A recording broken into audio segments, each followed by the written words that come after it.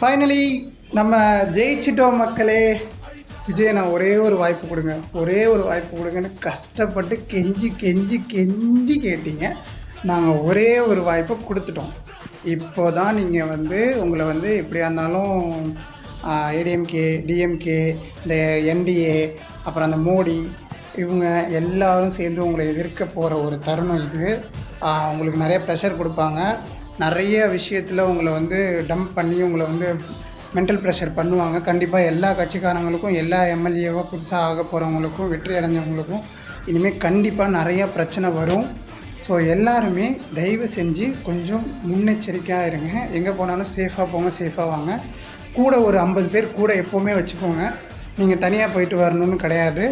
மக்களை சந்திக்க போனாலும் எங்கே போனாலும் நீங்கள் தனியாக போங்க. ஏன்னா மக்களாக கூட நிறைய பேரை ஏவி விட்டு உங்களை அழிக்கிறதுக்கான முயற்சியில் இறங்குவாங்க.